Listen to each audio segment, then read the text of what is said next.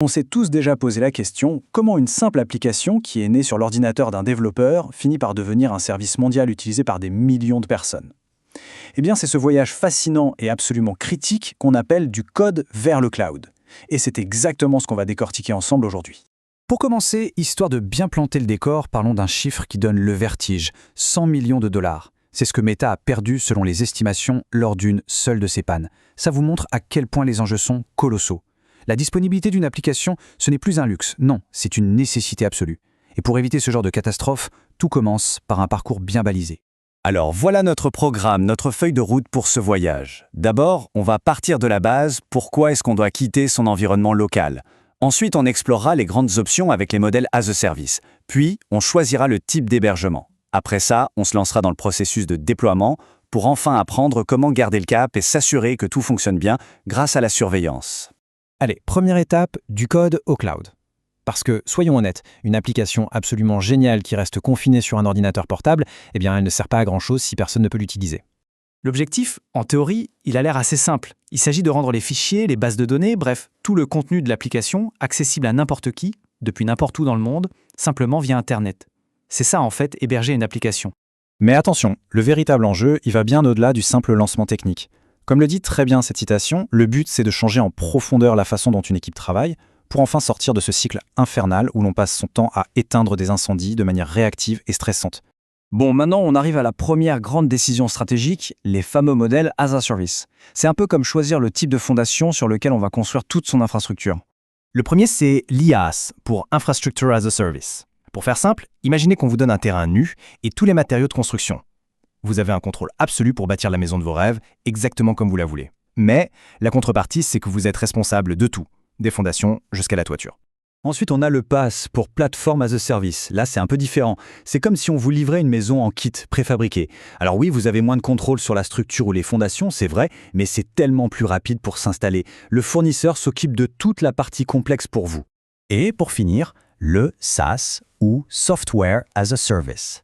Ça, c'est vraiment l'option la plus simple. Pensez-y comme la location d'un appartement entièrement meublé et géré avec toutes les charges comprises. Il n'y a qu'à se connecter et à l'utiliser. On ne se soucie de rien d'autre. Ce tableau, il résume tout parfaitement. On voit très bien ce compromis constant entre le contrôle d'un côté et la simplicité de l'autre. Avec l'IaaS, on gère quasiment tout. Avec le PaaS, on se concentre sur l'essentiel, son application et ses données. Et avec le SaaS, eh bien le fournisseur gère absolument tout. Le truc, c'est de trouver le bon équilibre pour son projet.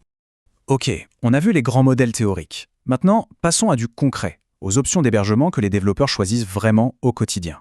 C'est le choix pratique qui va déterminer comment on déploie. Le débat le plus courant, c'est souvent celui entre un VPS, un serveur privé virtuel, et une plateforme PaaS. Le VPS, c'est le contrôle total. Mais ça veut aussi dire que la maintenance, la sécurité, les mises à jour, tout ça, c'est votre responsabilité. C'est parfait pour des environnements très spécifiques. Le PaaS, à l'inverse, est géré par le fournisseur. C'est idéal si on veut juste se concentrer sur son code et déployer vite. C'est le grand classique, puissance contre simplicité. Alors comment on fait son choix? Eh bien, ça dépend entièrement du projet. Est-ce qu'on a affaire à un site statique simple ou une application dynamique complexe? Quelle techno on utilise? On s'attend à recevoir 10 visiteurs par jour ou 10 millions? Il faut aussi penser à l'évolution future, au budget et surtout, il faut être très honnête sur les compétences techniques de l'équipe. C'est la réponse à toutes ces questions qui va nous guider. Bon, une fois qu'on a choisi notre type d'hébergement, il est temps de passer à l'action, le déploiement. On va voir ensemble les grandes étapes du chemin vers la mise en production, de manière simplifiée bien sûr. Le chemin peut paraître un peu technique, mais en fait, il suit des étapes très logiques. D'abord, on prépare le terrain. On configure le serveur, notre ordinateur distant, avec un système d'exploitation, un serveur web et surtout un pare-feu pour le protéger. Ensuite, on installe la mémoire de notre application, sa base de données. Après ça, on lui donne une adresse postale sur Internet en achetant un nom de domaine. Vient le moment crucial, on envoie notre code sur ce serveur, soit à la main, soit de manière automatisée avec ce qu'on appelle un pipeline CI/CD. On appuie sur le bouton On pour lancer l'appli et on met en place un reverse proxy, une sorte d'aiguilleur du trafic. Et enfin, étape absolument vitale, on met un cadenas sur la porte en installant un certificat SSL pour passer en HTTPS. C'est la garantie de la sécurité et de la confiance. Et voilà, ça y est, l'application est en ligne. On pourrait croire que le voyage est terminé, mais pas du tout.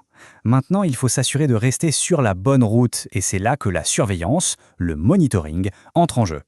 Cette analogie, elle est juste parfaite. Le monitoring d'une application web, c'est son système nerveux. Il est là, en permanence, à écouter, à collecter des signaux, à les analyser, pour détecter le moindre problème avant qu'il ne se transforme en une panne qui coûte très cher. Et pour avoir une vision claire de ce qui se passe à l'intérieur d'une application, on s'appuie sur 4 grands piliers, 4 types de données qu'il est essentiel de collecter. Premier pilier, les métriques. Ce sont tout simplement les signes vitaux de l'application. Des chiffres, comme l'utilisation du processeur, le taux d'erreur, le temps de réponse. Deuxième pilier, les logs, les journaux de bord. Eux, c'est le récit détaillé de ce qui se passe. Pour faire simple, si une métrique nous dit ce qui s'est passé, par exemple, il y a eu une erreur, le log, lui, nous dit pourquoi c'est arrivé. Troisième pilier, les traces.